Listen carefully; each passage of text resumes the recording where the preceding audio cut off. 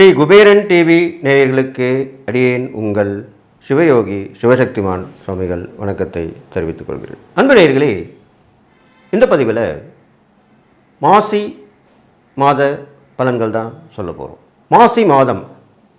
மாசி மாதம் என்றாலே சிவனுக்கு உரிய மாதமாக சொல்லப்படுகிறது. மகா சிவராத்திரி என்ற அந்த விரத நாள் இந்த மாசி மாதத்தில் தான் வருகிறது. அது வருகின்ற 15/2/2026 அன்று மகா சிவராத்திரி. அப்படிப்பட்ட இந்த மாதத்திலே மிதுனத்திலே குரு பகவான் இருக்கிறார், சிம்ம ராசியிலே கேது பகவான் இருக்கிறார், அதே போன்று தனுசு ராசியிலே சந்திரன், மகர ராசியிலே செவ்வாய் பகவான் இருக்கிறார், கும்ப ராசியிலே சூரியன், சுக்கிரன், புதன், ராகு மற்றும் சனி பகவான் இருக்கிறார்.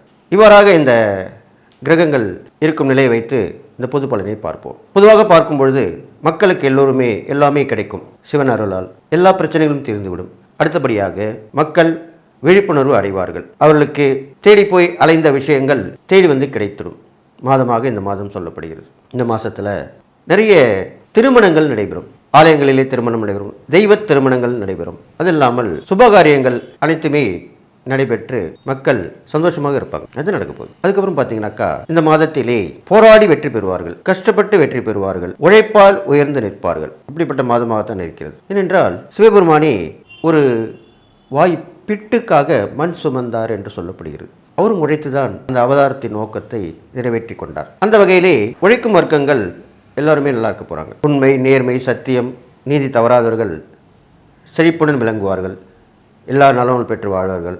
இப்படி தான் சொல்லப்படுகிறது.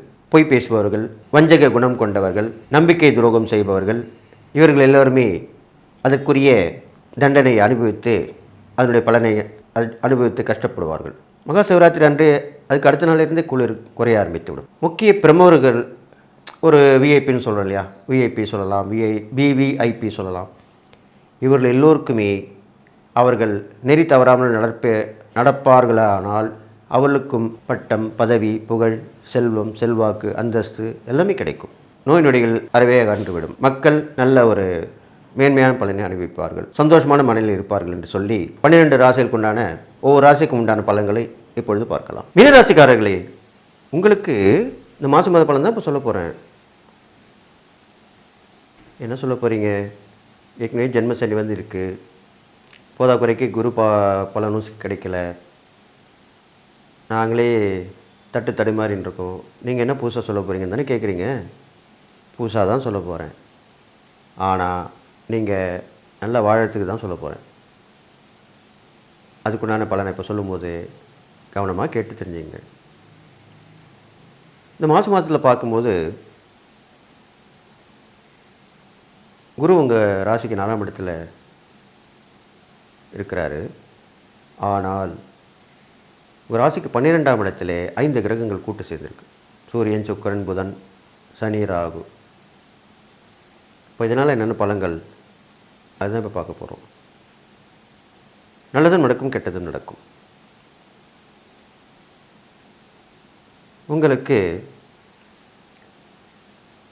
வீடு வாங்கும் முயற்சி, இடம் வாங்கும் முயற்சி, வண்டி வாகனங்கள் வாங்கும் முயற்சி கண்டிப்பாக ஈடுபடலாம்.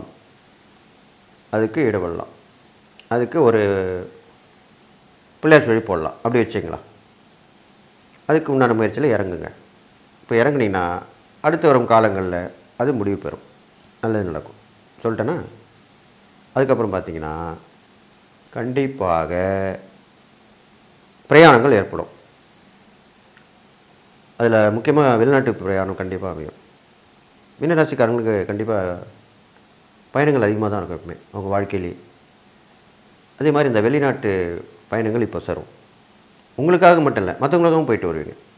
அது ஒரு சுற்றுலாவை கூட இருக்கலாம், இல்லை உங்கள் தொழில் வகையில் இருக்கலாம், வியாபார வகையில் இருக்கலாம், இல்லைனா நீங்கள் அங்கே போய் உத்தியோகம் பார்க்குற மாதிரி இருக்கலாம், எது வேணாலும் இருக்கலாம், எப்படி வேணாலும் இருக்கலாம். அதுதான் நடக்க போகுது. அப்போ அந்த பயணங்களை விரும்பி ஏற்றுங்க. அடுத்ததாக உங்களுக்கு முக்கியமான ஒரு விஷயம் சொல்லி ஆகணும். இந்த மாசி மாதத்திலே முடியறதுக்குள்ளே பெரும்பாலும் சிவன் கோயில் இல்லைனா முருகர் கோயில் அப்படி எடுத்துங்க. இந்த 2 கோவிலுக்கு வேண்டிக்கிட்டு பாத யாத்திரை போய் வந்தால் மிகவும் நல்லது. பர்டிகுலராக மீனராசிக்கு மட்டும்தான் சொல்கிறேன். பாத யாத்திரை போயிட்டு வரணும். அது உங்களால் ரொம்ப நாள் ரொம்ப நேரம் நடக்க முடியலனா குறுகிய தூரமாக உள்ள கோயிலுக்கு போயிட்டு வரலாம். இல்லை நிறைய நடக்க முடியும் அப்படின்ற தைரியம் இருந்து உடம்புல தெம்பு இருந்தால் அப்படி போயிட்டு வரலாம். பெரும்பாலும் பழனிக்கு போயிட்டு வருவாங்க, திருப்பதி போயிட்டு வருவாங்க. முருகன் கோயிலாக இருந்தால், சிவன் கோயிலாக இருந்தால் திருவண்ணாமலை போயிட்டு வருவாங்க, கிரிவலம் போவாங்க, இப்படிலாம் இருக்குது. அது மாதிரிலாம் போயிட்டு வாங்க. பாத யாத்திரை போக முடியலனா கூட கிரிவலமாவது போயிட்டு வாங்க. அது ஒரு வியாழக்கிழமையாக இருக்கலாம், இல்லைன்னா பௌர்ணமி தினமாக இருக்கலாம். அப்படிப்பட்ட நிலக்கடலில் போயிட்டு வாங்க. ஏன் எப்படி சொன்னேன்னா, இது போய் வந்தால் ஒரு திருப்பம் ஏற்படும். எப்போயுமே போயிட்டு வந்தால் நல்லது நடக்கும். ஆனால் இப்போ உள்ள காலகட்டத்தில் இப்போ நான் சொல்லக்கூடிய பலன்கள் வரிசையில் பார்க்கும்போது இதை நீங்கள் செய்தால் பெரிய விஷயம் ஒன்று நடக்கும். அவ்வளோதான் விஷயம். அதுக்கு தானே சொல்கிறேன். அப்போ நீங்கள் போயிட்டு வாங்க. அடுத்ததாக சில நம்ம உறவுலேயே மாமன் மகி உறவுன்னு சொல்லுவாங்க. அத்தை வீட்டுக்காரர் மாமா தான். நம்ம கூட நம்ம அம்மாவுடைய தம்பியாக இருக்கலாம், அண்ணனாக இருக்கலாம், அவங்களும் மாமா முறை தான் சொல்லுவோம். இப்படிப்பட்ட மாமா முறை உள்ளவங்க உங்களுக்கு மிகப்பெரிய உதவி செய்ய பாருங்கள், காத்துட்டுருக்காங்க. ஆனால் நீங்கள் அவங்கள அணுகி கேட்கணும். அப்போ தான் அதை செஞ்சு கொடுப்பாங்க. அந்த உதவி கிடைக்கும். அது ஒரு பெரிய உதவியாக இருக்கும். உதாரணத்துக்கு ஒரு வெளியூரில் இல்லை வெளிநாட்டில் வேலை வாங்கி தரதாக கூட இருக்கலாம். இந்த மாதிரிலாம் அமையும். அதை பயன்படுத்திங்க. அது இல்லாமல் முக்கியமான ஒரு வருமானம் வரவு, அது சொத்து பத்தல் மூலிமா இருக்கலாம், இல்லை ஒரு கூட்டு முயற்சியில் சம்பாதிச்சிருக்கலாம், பிஸ்னஸில் ரொம்ப நாளாக வராமல் இருந்திருக்கலாம், கணக்கு பார்த்த அப்புறமா நான் வாங்கிக்கலாம் அப்படின்னு கூட இருந்திருக்கலாம். அதெல்லாமே இப்போ வரும். அதாவது மொத்தமாக சேர்ந்து வரும். அதுதான் அப்படி சொல்லியிருக்கேன். அது வந்துடும். இது மாதிரிலாம் நீங்கள் அதை பயன்பெற்றுக்கலாம், வாங்கி பலன் அடையலாம்.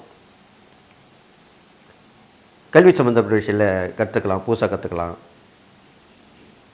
மேற்படிப்பு போயிட்டு வரலாம், இதெல்லாமே செஞ்சுட்டு வரலாம். அதுக்கப்புறம் பார்த்தீங்கன்னாக்கா உங்களுக்கு கண்டிப்பாக பூமி இடம் சம்மந்தப்பட்ட விஷயங்கள், வீடு கட்டும் விஷயங்கள் கண்டிப்பாக நல்லது நடக்கும். வீடு கட்டி பாயில் இருந்தீங்கன்னா அதுக்கு உண்டான முயற்சி போய் இறங்கிடும், நடத்தி காட்டுவீங்க. இல்லை இடம் வாங்கி போகணும் ரொம்ப நாளாக நினச்சிருந்தீங்கன்னா இப்போ இடம் வாங்கி போட்டுருவீங்க. கூட பிறந்தவங்களுடைய அனுகிரகம் உதவி கண்டிப்பாக கிடைக்கும். பெரும்பாலும் மூத்த சகோதரன் மூலிமா நல்ல உதவிகள் கண்டிப்பாக கிடைக்கும். அது நீங்கள் கண்டிப்பாக பயன்பெறலாம். இப்போ நம்ம சொல்லும்போது நீங்கள் கவனிச்சிக்கலாம். அதுக்கு தான் எந்த ஒரு பதிவையுமே ஆரம்பத்துலேருந்து முடிவு வரைக்கும் பார்க்கணும். இப்போ சில விஷயங்கள் சின்ன விஷயமாக கூட இருக்கும் நான் சொல்கிறது. அதை நீங்கள் ஸ்கிப் பண்ணி போயிருந்தீங்கன்னா பார்க்க முடியாது. அதை நீங்கள் பயன்படுத்திங்கன்னா கண்டிப்பாக நல்லது நடக்கும். இப்போ நான் என்ன சொல்லியிருக்கேன், மூத்தவங்கள் சொல்லியிருக்கேன். அப்போ அண்ணன் முறை உள்ளவங்க அவங்க மூலியமாக உதவி கிடைக்கும்னு சொல்லியிருக்கேன். அப்போ நீங்கள் முயற்சி பண்ணணும், அப்போ கண்டிப்பாக கிடைக்கும். இந்த நேரத்தில் எது கிடைக்கணும்னு சொல்லிட்டு வரோம், அதுதான் இப்போ சொல்லியிருக்கேன். அது இல்லாமல் உங்களுக்கு தொழிலில் வியாபாரத்தில் நல்ல மேற்றமான பலன் கிடைக்க போகுது. அதுவும் ரொம்ப நாளாக நடக்க முடியாமல் இதெல்லாம் நடந்திருக்கும், தடையாக இருந்திருக்கும். இப்போ அதை விலகிடும், அவ்வளோதான் விஷயம். அப்புறம் பார்த்திங்கனாக்கா உங்களுக்கு நீர் சம்மந்தப்பட்ட திரவ சம்மந்தப்பட்ட பொருட்கள் மூலிமா விற்பனை தொழில் பண்ணுறதா இருந்தால் அது மூலிமா நல்ல லாபங்கள் வரும். பெரும்பாலும் தாய் வழி உறவு மூலிமாவும் தாயாலையும் நல்ல உதவிகள் கிடைக்கும். ஒரு உதாரணம் சொல்லணும்னா, அப்பா இருந்திருப்பார், அவருக்கு அப்புறம் என்ன பண்ணியிருப்பார், அவர் ஒன்று அம்மா பேரில் எழுதி வச்சுட்டு போயிடுவார். இப்போ அந்த அம்மா பேரில் இருக்கும், அவங்களும் இஷ்டப்பட்டு கொடுத்தா தான், அவங்க இல்லாததுக்கப்புறம் தான் அது உங்களுக்கு வந்து சேரும். அவங்களே இப்போது இஷ்டப்பட்டு கொடுப்பாங்க. சரி பரவாயில்லப்பா வச்சுக்கோ, நீ கஷ்டப்படுற, இப்போ கொடுத்தா தான் உனக்கு நல்லது அப்படின்னு தான் வரும். இதெல்லாம் சின்ன சின்ன விஷயங்கள் எல்லாம் கேட்டு தெரிஞ்சுக்கணும், நடந்துக்கணும். அதெல்லாம் இப்போ நடக்கக்கூடிய நேரங்கள், அதனால தான் சொல்லிட்டு வரேன். அதேமாதிரி தாய் வழி உறவுகள் மூலிமா நல்ல உதவிகள் கிடைக்கும். கூட பிறந்தவங்க, தாய் கூட பிறந்தவங்க, சித்தி, பெரியம்மா, மாமா, இந்த மாதிரி உறவுகள் எல்லாமே உதவிகள் கண்டிப்பாக கிடைக்கும். அது இல்லாமல் சித்தர்கள் வழிபாடு நீங்கள் தொடர்ந்து பண்ணிட்டு வரணும். உங்கள் ராசிக்குடைய சித்தரை வணங்கலாம், உங்கள் ராசியில் இருக்கும் நட்சத்திரக்கு உண்டான சித்தர்களை வணங்கலாம். இப்போலாம் ஈஸியாக எல்லாருக்கும் சொல்லிட்டாங்க. நட்சத்திரக்கு உண்டான சித்தர்கள் சொல்லியிருக்காங்க, ராசிக்கு உண்டான சித்தர்கள் சொல்லியிருக்காங்க, கிரகத்துக்கு உண்டான சித்தர்கள் சொல்லியிருக்காங்க. எல்லாமே இப்போ சொல்லிட்டு வராங்க. இப்போ எல்லாமே ஓப்பனாக தான் இருக்குது, மறைமுகமாகவே இல்லை. அந்த காலத்தில் ஜோசியம் பார்க்கும்போது மறைமுகமாக தான் சொல்லுவாங்க, ஏன்னா நம்ம தான் நாடி வரணும்னு. இப்போ அப்படி கிடையாது, எல்லாமே ஓப்பன் வந்துடுச்சு. திறந்த வெளி, ஓப்பன் யூனிவர்சிட்டி சொல்கிறோம் இல்லையா, அந்த மாதிரி வந்துடுச்சு. இதில் ஒரு சாபக்கேடு என்னன்னு கேட்டிங்கன்னா, மந்திரங்கள்லாம் கூட எல்லாமே சொல்ல ஆரம்பிச்சிட்டாங்க. அதில் மூல மந்திரம்லாம் பொது வெளியில் சொல்லக்கூடாது, இதெல்லாம் எங்களுடைய குருநாதர் எங்களுக்கு சொல்லி கொடுத்தது. ஆனால் இப்போ எல்லாமே அப்படி சொல்லிட்டு வராங்க. ஏன்னா கலிகாலம் பிறந்துருச்சு, கலியுகம் அழிய போகுது, முடிய போகுது. எது மறைபொருளாக இருந்ததோ அதெல்லாமே வெளி சேர்த்து கொடுத்து, நம்ம வீட்டில் நடக்கிற அந்தரங்கள் விஷயம் கூட இப்போ வெளியே வந்துடுது. அதுவும் ரீல்ஸாக எடுத்து போடுறாங்க. அப்போது எதை நோக்கி போய்கொண்டிருக்கிறது? அழிவை நோக்கி தான் போய்கொண்டிருக்கிறது. அதனால் எதை சொல்லணுமோ அதுதான் சொல்லணும், எது சொல்லக்கூடாது அது சொல்லக்கூடாது. எதிர்கால பலன்கள் நம்மளை தேடி வரவங்ககிட்ட, நம்ம கேட்குறவங்கள்ட்ட தான் சொல்லணும். இப்போது சமீபத்தில் பார்த்தீங்கன்னாக்கா அது மாதிரி வந்துடுது. இதில் நான் சொல்லவே மாட்டேன், இதில் ஈடுபட மாட்டேன். அரசியலும் சரி, பிரபலமானவர்கள் ஜாதகம் பார்த்து சொல்கிறது, அரசியல் இருக்கவங்களை பார்த்து சொல்கிறது, இதெல்லாமே நான் சொல்ல மாட்டேன். ஆனால் இயற்கை பேரழிவுகள் அதெல்லாம் சொல்லலாம். அப்போ மனுஷன் தற்காத்துக் கொள்வான். வரக்கூடிய நோய்கள் சொல்லலாம், அதெல்லாம் தற்காத்துக்குவான். அதனால் ஜோதிடம் என்பது எல்லாத்தையும் ஓப்பனாக சொல்லக்கூடியது அல்ல, மறைமுகம் தான் இருக்கணும். அப்போ தான் அதுக்கு மதிப்பு உண்டு. அதனால் நான் சொல்லக்கூடிய இந்த மூல மந்திரங்கள், இந்த முக்கியமான எதிர்கால பலன்கள்லாம் சொல்லக்கூடாது. கேட்டால் தான் சொல்லணும், இல்லைன்னா சொல்லக்கூடாது. அந்த வகையில் சொல்லி இந்த பதிவில் நான் சொல்லிவிட்டு, அது மாதிரி தான் நீங்கள் நடந்துக்கணும்னு சொல்கிறேன். நீங்கள் எல்லோரும் யாரும் கேட்டால் முன்னே சொல்லக்கூடாது. உங்களுக்கு யார்கிட்ட என்ன சொல்லணுமோ அது மட்டும் தான் சொல்லணும். அதுக்காக தான் இந்த விஷயத்தை உதாரணமாக சொல்லியிருக்கேன்.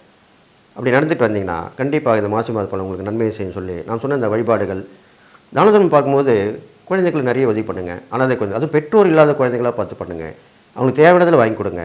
சாப்பாடு தண்ணி மட்டும் முக்கியம் இல்லை, அவங்களுக்கு தேவையான பொருட்கள், உடைகள் கூட வாங்கி கொடுத்துருவீங்க. ஆனால் அவங்களுக்கு தேவையான பொருட்கள் யாரும் வாங்கி தர மாட்டாங்க. அது கண்டிப்பாக வாங்கி தரணும்.